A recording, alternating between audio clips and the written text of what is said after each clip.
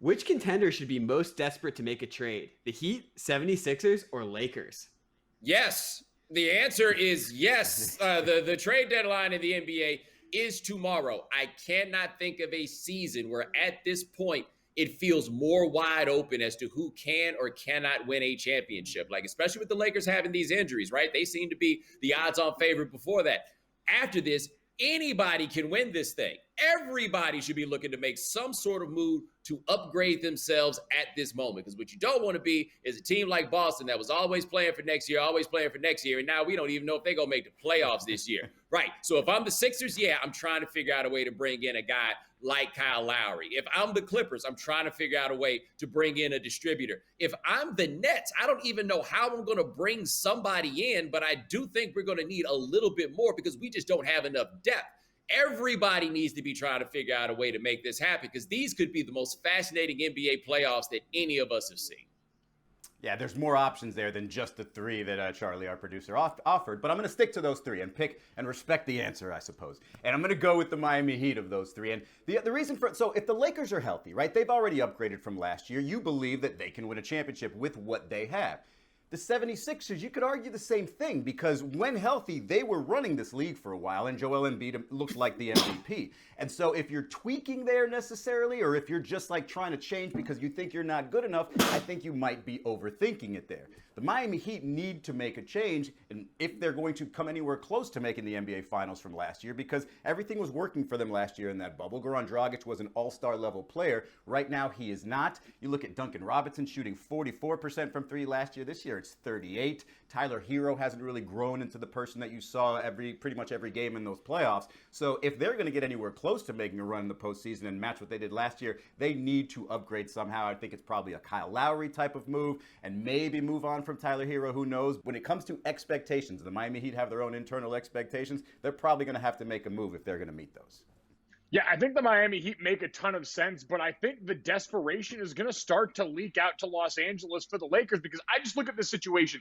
We know their bread is buttered with two guys that, when healthy, make this. And you could argue that without them on the floor, this is the office without Steve Carell. No matter what you do to this, it's never really going to function in a way that makes it work to anyone's liking. But you got to bridge to that point. And the Lakers are in this weird, tense spot where you've got to gauge, all right, how much do we push these two guys that, especially with Anthony Davis, are vital to our future, and with LeBron James, who we know going into year 18, all of these things starting to add up with his age, versus, all right, do we bring someone in here? Because, man, seeing them play against the Pelicans last night, who have been sorry in their own right, that is going to be a really bad basketball team until one of those guys decides to come back. Bad enough in a competitive West where all of a sudden you could be dealing with the possibility of that play-in in a way that I don't think LeBron James is going to be able to stomach and could force him to call his own shot and say, I'm coming back sooner than anyone in that organization might be comfortable with. And so if you can find something, anything to buoy through that time period, I feel like the Lakers got to take that shot. But what is that answer, though? Because you're talking about your two franchise guys that are down. And if you're talking about Steve Carell, like, who is the Will Ferrell here? Who are the people that are coming to save the show in the short term? Because they're not really available, at least not for what the Lakers have to offer in return. Well, here's what the Lakers' problem is. If Anthony Davis can't come back and be Anthony Davis, they don't have a chance at winning a championship. Hard stop. And I did a podcast this morning with Bruce Bowen, and he reminded us, calf strain. Remember when Kevin Durant had a calf strain and what that ultimately turned into? Do any of us have any idea when Anthony Davis is coming back? Because I don't, and I don't know what it's going to look like when he does come back. Like, people talk about him getting dinged up a lot. This is completely different than those things that have him miss a game or two every now and then. This could change the course of his career.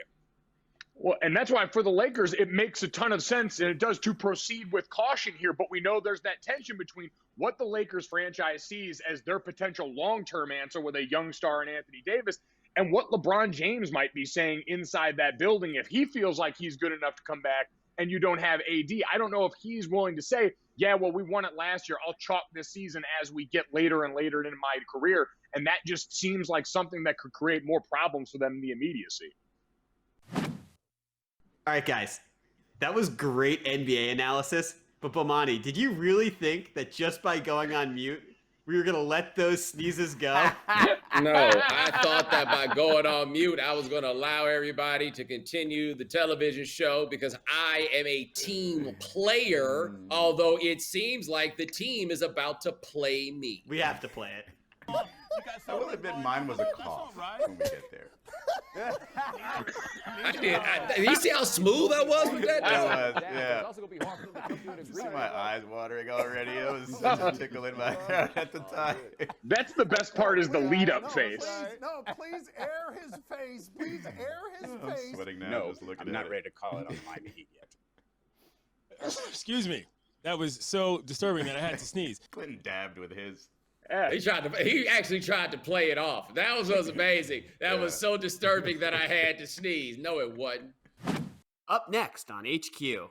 I started off defending John bleeping Crotty, and he's just pulling up for threes. I see his ankles in my eyes, and I'm like, all right, somebody else check this guy. I'm out of here. Thanks for watching ESPN on YouTube. For live streaming sports and premium content, subscribe to ESPN+.